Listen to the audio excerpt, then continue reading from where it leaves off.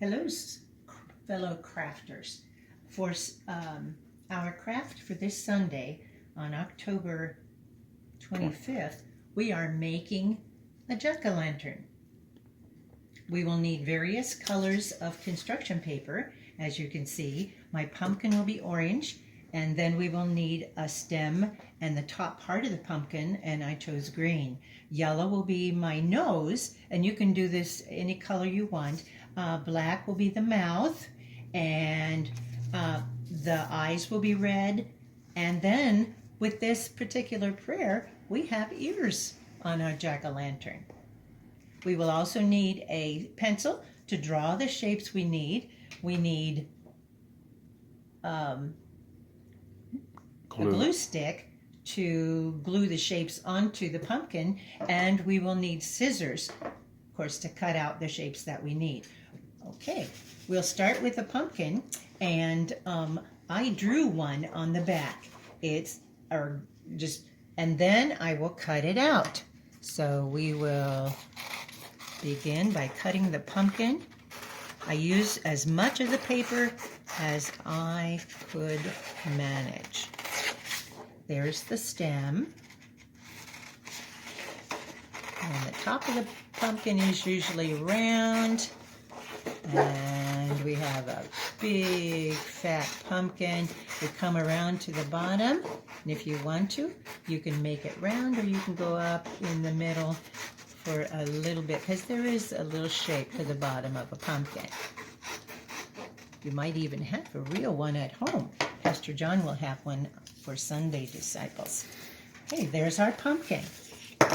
The next one is the top. Now you can just draw a circle and make it like that, or you can make it jagged like I did. And here we go. We're cutting out what we will call the mind in the prayer. God is concerned about what we have on our mind.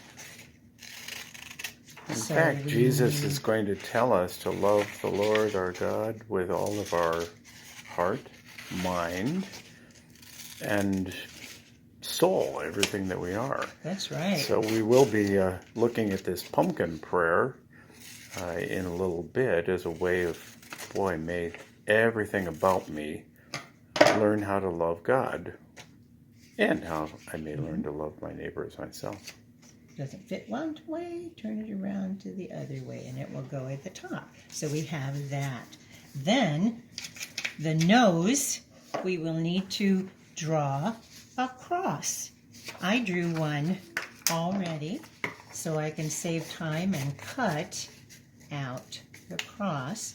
And that will be the nose, right in the center of the jack-o'-lantern, which would help us remember that we need to keep what Jesus did for us in the center of our lives, in the center of our mind, in the center of our heart. Okay, and that will be our nose, front or back. One of the items that we will need are the eyes, and we need 2 small hearts to be the eyes. And your jack-o'-lantern will take on character because it's not going to be perfect. I drew 2 hearts, and of course you can draw one and then trace around that one again after you cut it out to make them more uniform, or you can just freehand the hearts. So here's one heart, and here's another heart.